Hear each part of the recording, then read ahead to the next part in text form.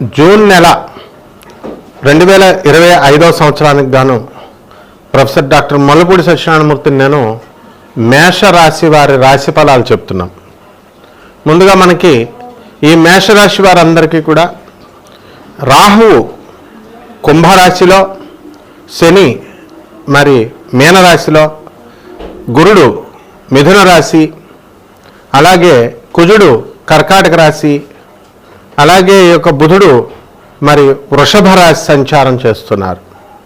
కేతు సింహరాశిలో ఉండడం వల్ల మనకి ఈ మేషరాశి వారందరికీ కూడా వృత్తి, వ్యాపార, ఉద్యోగ విషయాలలో బ్రహ్మాండంగా ఉంటుంది.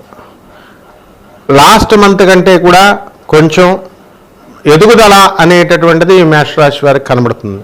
ముఖ్యంగా ఈ మేషరాశి వారికి ఏలినాటి శని ప్రభావంలో ఉంది. అందువలన మనకి ఎంత సంపద వస్తున్నా, ఎంత సౌకర్యాలు మనకున్నా, మనకందరికీ కూడా ఏమవుతుంది, కాస్త మనశ్శాంతి లోపం కనబడుతూ ఉంటుంది. ఏదో ఒక విధమైనటువంటి అస్థిరత మనకి కనబడుతూ ఉంటుంది. కాబట్టి ఈ విధంగా మేషరాశి వారంతా కూడా మనము ఏ పని అనుకున్నప్పటికీ కూడా కాస్త లేట్గా అవుతుందేమో అని అనిపిస్తూ ఉంటుంది. కానీ సకాలంలోనే మనకి ఈ యొక్క పనులు పూర్తి కావడం జరుగుతుంది. కాబట్టి ఈ మేషరాశి వారికి గురుడు యొక్క స్థాన చలనం వలన మనకి గురుడు 3-4 ఇళ్ల సంచారం చేస్తున్నాడు. కాబట్టి దీని కారణంగా అధికమైనటువంటి ఖర్చు, ఆ తర్వాత బంధుమిత్రులు, వినోద కార్యక్రమాలతో బిజీగా జీవితం అనేటటువంటిది గడుస్తూ ఉంటుంది. కాబట్టి ఈ మేషరాశి వారికి ఆలోచన విధానంలో కూడా మార్పు సంభవిస్తూ ఉంటుంది. ఇంతకుముందు కాస్త చంచలంగా ఉండేటటువంటి మేషరాశి వారు ఇప్పుడు దృఢపడ్డం అనేటటువంటిది జరుగుతుంది మనస్సు. కాబట్టి ఏదైనా సరే మనం దూసుకు వెళ్ళాలి, మనం ఈ పనిని మనం ఎలాగైనా సరే సాధించాలి అనేటటువంటి కసితో మీరు ముందుకు వెళ్ళడం అనేటటువంటివి జరుగుతాయి. ఇక ఈ మేషరాశి వారు చేయాల్సినటువంటి వ్యాపారాలు కనుక మనం చూసుకున్నట్లయితే మనకి ఈ యొక్క శుక్రగ్రహ ప్రభావము మనకి మేషరాశి నుంచి స్వక్షేత్రగతి కూడా అవుతూ ఉండడం కారణంగా, ఆ కస్ప పీరియడ్లో ఉండడం కారణంగా మనకి హోటల్ వ్యాపారాలు, బట్టల వ్యాపారాలు, ఆ తర్వాత కిరాణా షాపులు, స్పైసీ షాపులు, అపర ధాన్యాలు, ఇలాంటివన్నీ కూడా జరగడానికి ఎక్కువగా అవకాశాలు ఉన్నాయి. ఇవి లాభదాయకమైనటువంటి వ్యాపారాలుగా మనం తీసుకోవచ్చు. ఇకపోతే ఈ యొక్క మేషరాశి వారు కూడా మనకి రైతులు ఉన్నారు. ఆ రైతులు బ్రహ్మాండమైనటువంటి పంట వేస్తారు. మరి మిరపకాయలు, ఆ తర్వాత ఉల్లిపాయలు, ఇతర కమర్షియల్ క్రాప్స్ని మనం పెంచడం ద్వారా అధికమైనటువంటి రాబడి అనేటటువంటిది రావడానికి అవకాశాలు ఉన్నాయి. కాబట్టి మేషరాశి వారంతా కూడా మీరు అనుకున్న పనులు అనుకున్నట్లు సాధించాలి అని కొత్త పరిచయాలు మీకు ఏర్పడుతూ ఉంటాయి. అయితే ఈ యొక్క మేషరాశి వారంతా కూడా మీకు విద్యార్థుల్ని మనం తీసుకున్నప్పుడు చదువుల్లో కాస్త వెనుకబడి ఉండిపోవడం అనేటటువంటివి జరుగుతాయి. మార్కులు కొంచెం అధికంగా రావాలని ఎక్కువ కృషి చేయాల్సినటువంటి అవసరం ఏర్పడుతుంది. ఈ పిల్లల కారణంగా తల్లిదండ్రులందరూ కూడా కాస్త మనశ్శాంతి లోపము అనేటటువంటిది జరుగుతూ ఉంటుంది. ఎందువల్లంటే పిల్లలంతా కూడా ఏమనుకుంటారు, మేము ప్రభుత్వ ఉద్యోగాలు రాస్తున్నాం, మరి చాలా బాగా చదివాము, మరి ఎందువలన మాకు ఎంసెట్లు ఇవన్నీ కూడా మేము రాశాము, మాకు 18,000 ర్యాంక్ వచ్చింది అని ఇలా అనుకుంటూ ఉంటారు.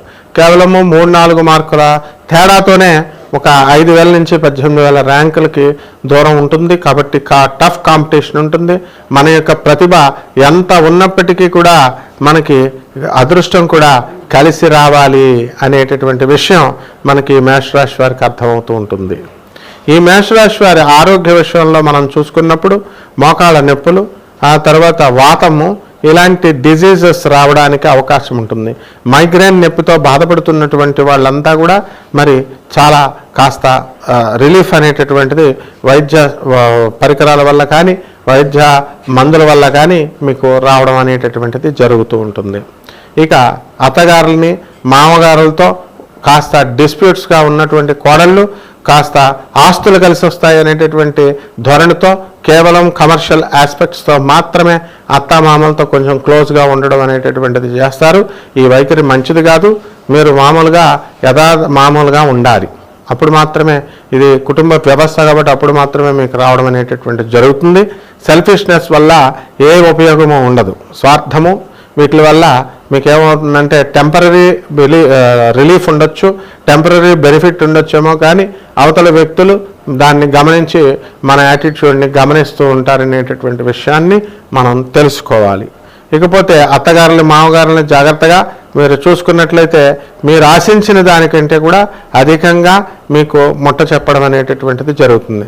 అలాగే ఈ అత్తగారులు మామగారులు కూడా అనవసరమైన విషయాల్లో, ముఖ్యంగా అత్తగారులు అనవసరమైన విషయాల్లో కలగజేసుకోకూడదు. మీరు కలగజేసుకోకుండా మీ పని మీరు చేసుకుంటూ జాగ్రత్తగా వెళ్ళాలి. ఈ విధానంలో మీరు సక్సెస్ అనేటటువంటిది వస్తుంది.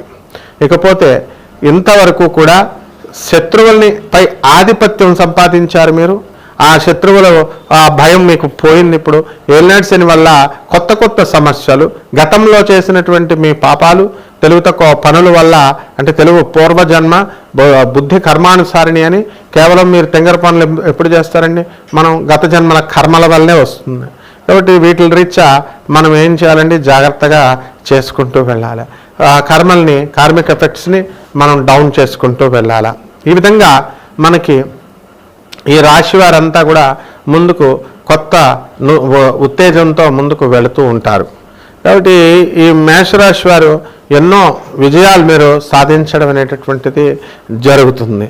కాబట్టి ఈ కుటుంబ వ్యవస్థలో మరి ఈ కేతువు సింహరాశిలో ఉండడం వల్ల కుటుంబ సభ్యులతో, ముఖ్యంగా పిల్లలతో మీకు అనేకమైనటువంటి సమస్యలు రావడానికి అవకాశాలు ఉంటాయి.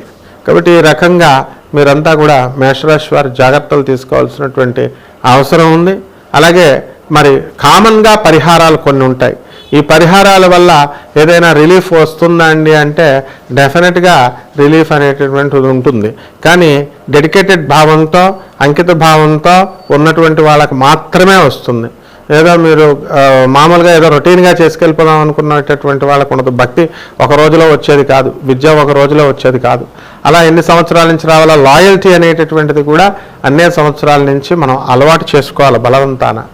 అప్పుడు మాత్రమే సక్సెస్ వస్తుంది.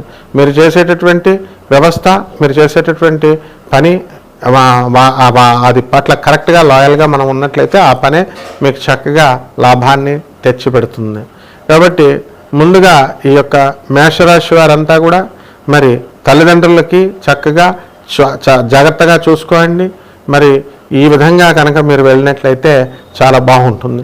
ఇక పరిహారాల దగ్గరికి వచ్చేసరికి ఈ యొక్క మేషరాశి వారంతా కూడా ఏలినాటి శని జరుగుతుంది.